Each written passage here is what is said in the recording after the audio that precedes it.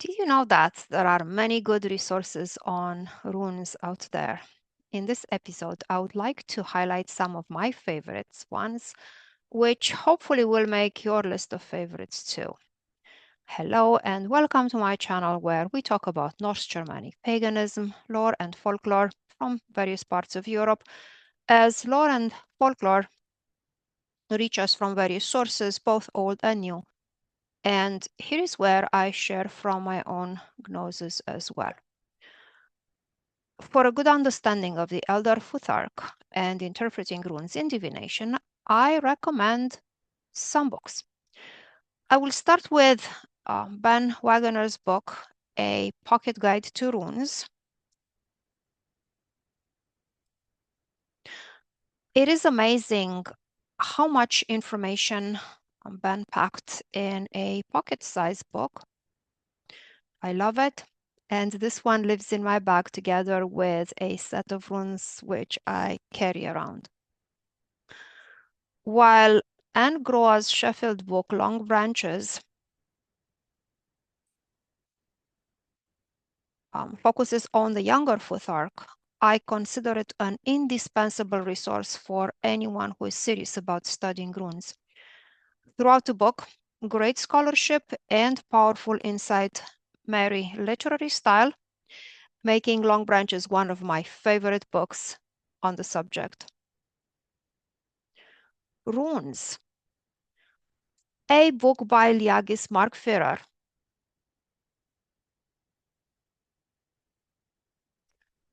This is a great guide to working with runes.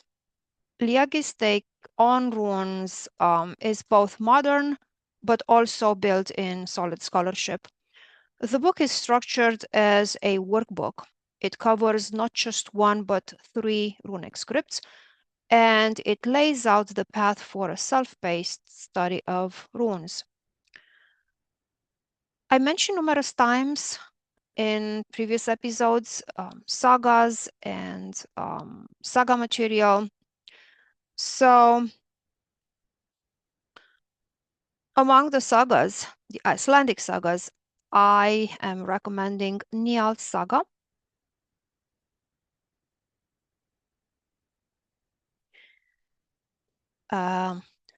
Egil's saga,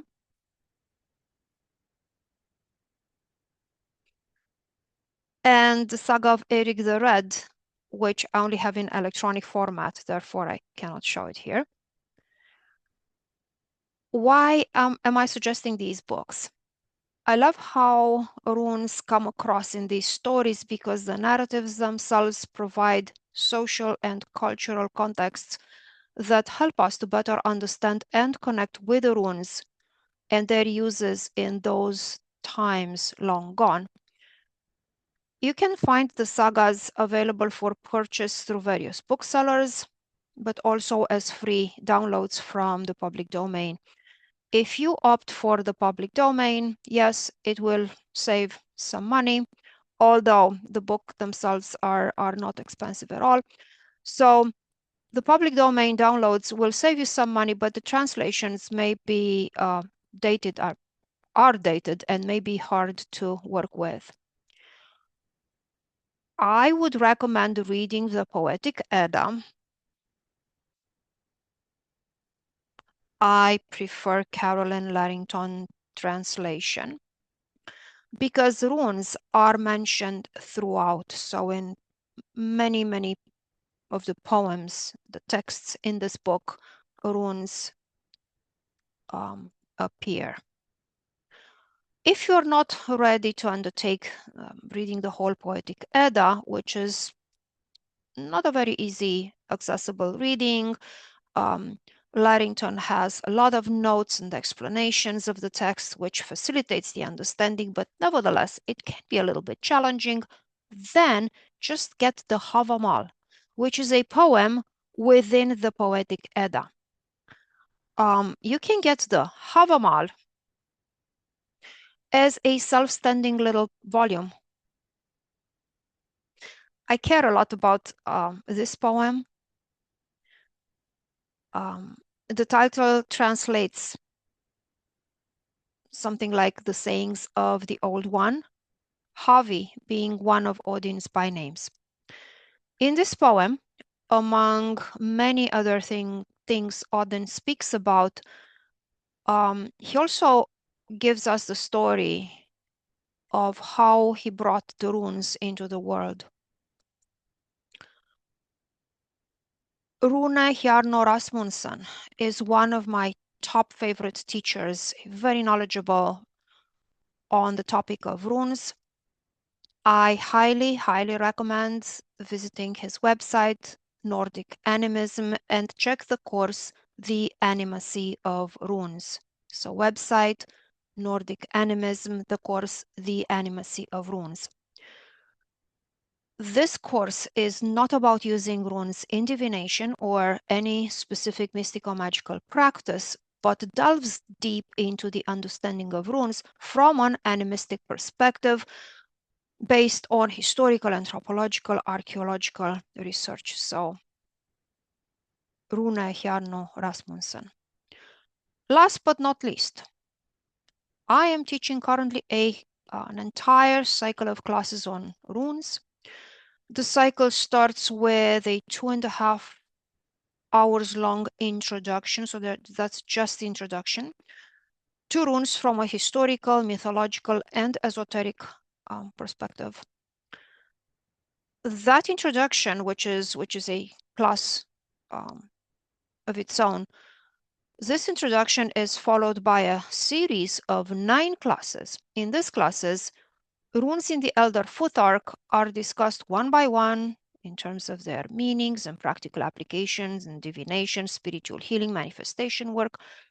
And it is not just discussing, but also connecting with runes through meditative practices. A 10th class follows, during which participants consecrate their rune sets, redden or color them as inspired by the verses in the Havamal. After which participants will practice divination and hone their skills at creating bind runes. As of now, I only teach this class in person. For details, see Daniela Simina author page on Facebook. So Daniela Simina author page, that's where I give updates about my classes. I will have this class about runes, the whole thing, introduction plus the following 10 classes. I will have it available live online as well. And when this happens, you will be the first to know about it. Just make sure you visit this channel. Also subscribe for notifications, because all the details will come in Rune Tidbits episode 9, which is next. That's it for today. I'll see you for episode 9, in which I will provide more details about the course that I teach, runes in divination, spiritual healing, and manifestation work. But don't run away. Episode 9 is not just details regarding a course about runes that I teach. In episode 9, I will show how I am applying the Isa rune, the ice rune, in spiritual energetic healing. I also want to share in episode 9 a few thoughts about interpreting more ambiguous verses from the rune poems, like the ones describing Berkano, and runes that we know precious little about, like Perthro. For now, thanks for listening, and if you enjoy this content, please like and subscribe. I'll see you next in episode 9.